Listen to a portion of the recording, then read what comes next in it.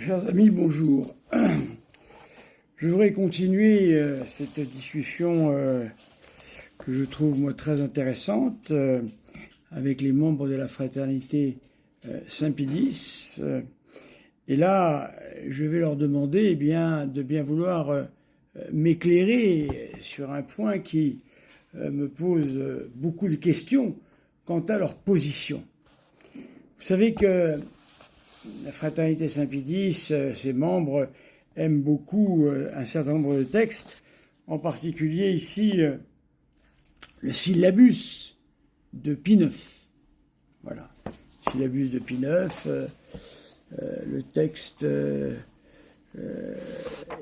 évidemment difficile quant à l'actualisation, bien sûr, mais en tous les cas, il donne des vérités intemporelles.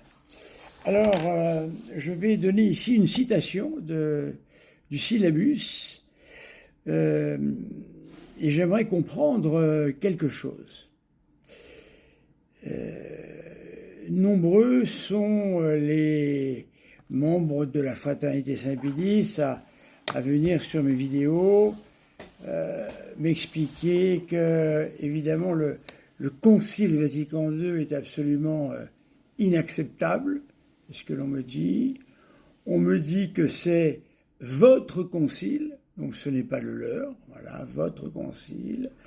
Le concile qui enseigne des erreurs, le concile qui a vidé les églises. Voilà tout de même un certain nombre d'affirmations qui demandent des explications. Alors, je vous demande de bien vouloir me donner les explications nécessaires sans venir, s'il vous plaît, faire de la psychologie.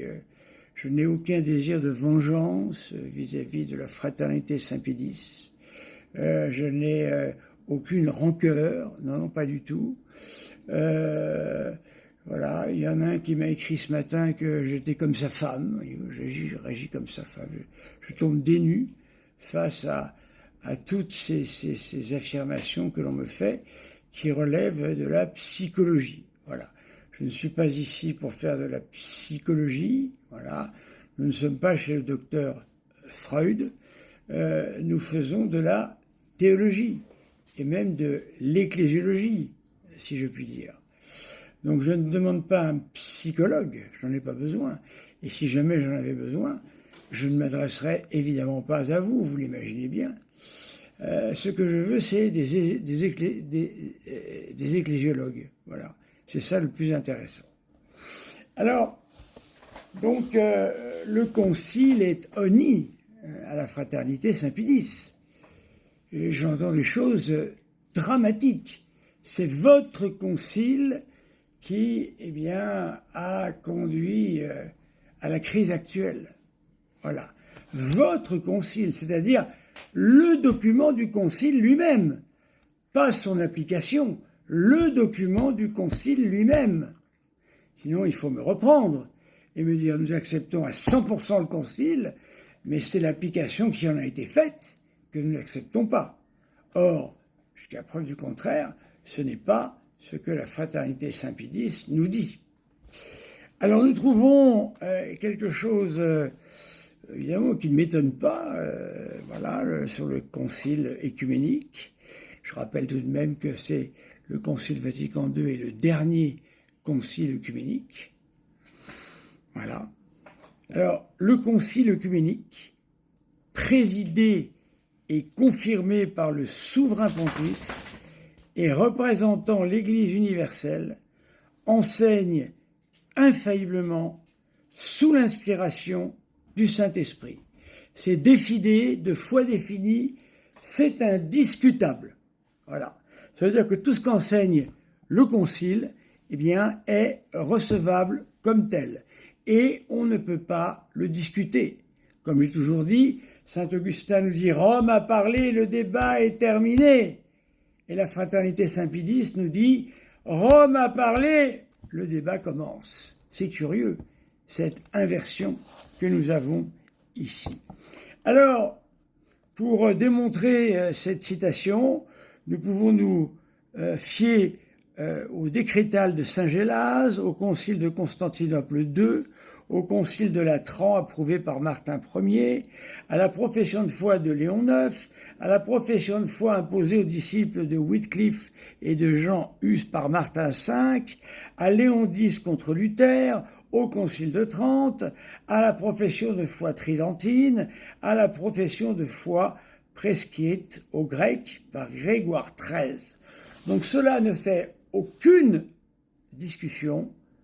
Le concile écuménique présidé et confirmé par le souverain pontife et représentant l'Église universelle enseigne infailliblement sous l'inspiration du Saint-Esprit. Alors ne me dites pas, il n'y a rien comme affirmation dogmatique dans le Concile Vatican II. Peut-être, mais il y a un enseignement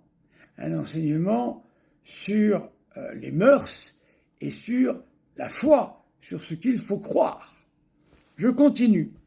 C'est pourquoi, ça je fais appel au syllabus de Pie IX, c'est pourquoi les conciles écuméniques présidés et confirmés par les papes n'ont jamais erré dans les choses qui touchent la foi et les mœurs.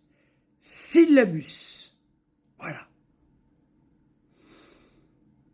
Vous comprendrez, mes amis, qu'ici, une question très importante se pose. Le Concile Vatican II, convoqué par le pape Jean XXIII, ayant comme participant également, et comme celui qui a présidé, bien sûr, ce concile, le pape Paul VI, appelant tous les évêques et cardinaux du monde, dans un nombre qu'un concile œcuménique n'a jamais connu, un concile qui a travaillé plus longtemps que n'importe quel autre concile œcuménique. Et voici que la Fraternité Saint-Pédis, à travers les gens que j'entends ici, me disent « Votre concile, il n'est pas acceptable, il y a des erreurs, il y a des... » Expliquez-moi, comment le syllabus peut-il affirmer cela et que vous me disiez « Le pape Jean XXIII était vraiment pape », car vous n'êtes pas, c'est les vacantistes, vous le répétez suffisamment souvent. Le pape Paul VI était vraiment pape. Pas de difficulté, donc. Tout est là. Ensuite, les évêques, 2800 évêques du monde entier et cardinaux, ont travaillé d'arrache-pied sur ce concile œcuménique avec leurs théologiens privés. Ils l'ont tous accepté, platchette de décret en décret, dont Monseigneur Lefebvre, qui a dit « Le pape signe, il n'y a pas de raison de douter, je signe aussi », parce que Monseigneur Lefebvre connaissait le syllabus et il connaissait la foi catholique. Monseigneur Lefebvre, première manière, bien sûr. Alors, mes amis, ma question est simple. Ne faites pas appel à ni ma moustache, ni votre femme, ni ma psychologie. On s'en fiche. On n'est pas dans un cours de psychologie. On parle de théologie. Ma question est simple. Si vous dites que ce concile Vatican II n'est pas un bon concile, qu'il est mauvais, et que même plus que ça, il a erré dans la foi et les mœurs, bien sûr, vous le dites, car vous dites que voilà, l'œcuménisme ne va pas, plein de choses qui ne vont pas, etc., etc. Alors comment se fait-il qu'il y a ici une contradiction ? Le concile ne peut jamais errer dans la foi et dans les mœurs. C'est un concile présidé par des papes, avec la présence d'un très grand nombre d'évêques et de cardinaux venus du monde entier, dont Monseigneur Lefebvre, et vous nous dites que ce concile a erré dans la foi et dans les mœurs. Je veux comprendre, mes chers amis. Je veux comprendre. C'est pour moi une énigme que seuls les membres de la Fraternité Saint-Pédis peuvent éclairer brillamment devant moi et me sortir de mon embarras. Merci à vous de répondre nombreux pour, comme il y en a un qui me dit « Vous êtes échec et mat ». Eh bien, mettez-moi échec et mat. Merci.